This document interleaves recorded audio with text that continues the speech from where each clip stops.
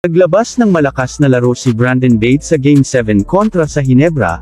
Ang ipinakita niyang galing ay natulungan ang Meralco na magkaroon ng tsansa na makamit ang unang Philippine Cup Championship. Sabi nga nila, defense wins you title, kaya naman sa kanilang do or die game ay nag-alabig Ben Wallace siya, bagaman hindi pa ito ang championship ay naging daan naman yun upang makapasok sila ng finals.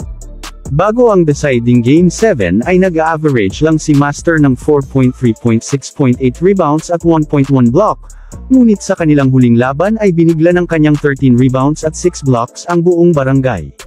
5 ang kanyang nakuhang offensive rebounds, ang pinagsamang rebounds ng Twin Tower ng Ginebra ay mas mataas lang sa kanya ng 5, dahil sa dedikasyon niya sa trabaho ay hindi nagawang magdumina ni si Stan. Siya ang naging angkla ng kanilang depensa, sa kanya nagmula ang lakas ng buong koponan. Sa pagpapauwi nila sa Ginebra ay pinabaunan nila ito ng 69 points na siyang pinakamababa nila sa buong conference.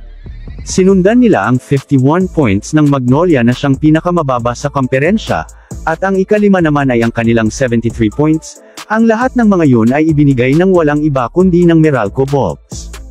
Ito ang patunay kung gaano katindi ang depensa ng Meralco, lalo na't ngayon na lumalabas na ang totoong potensyal ni Bates ay mas nakakatakot pa ang maaari nilang magawa sa kanilang mga makakalaban.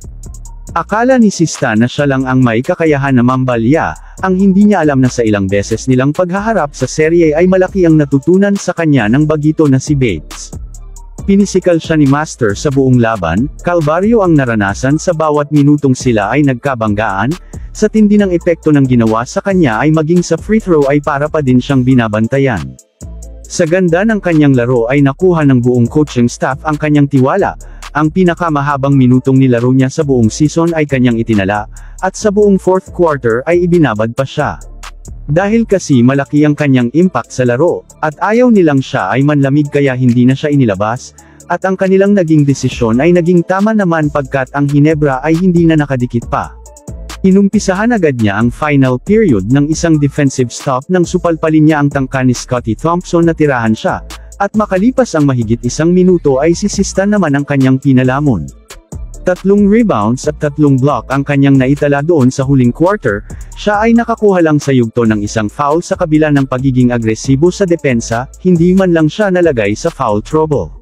Ganun siya kadisiplinado sa pagdepensa, sa buong laro ay nakapag-commit lang siya ng 3 foul kahit na nakagawa siya ng 13 rebounds at 6 blocks habang pinipigilan ng bulldozer na si Stan. Ngayon na haharapin nila ang SMB sa finals ay masusubukan talaga ang totoo niyang kakayahan, at kung magagawa ulit niya yung kanyang best performance laban sa 7-time MVP na si Junmar Fajardo.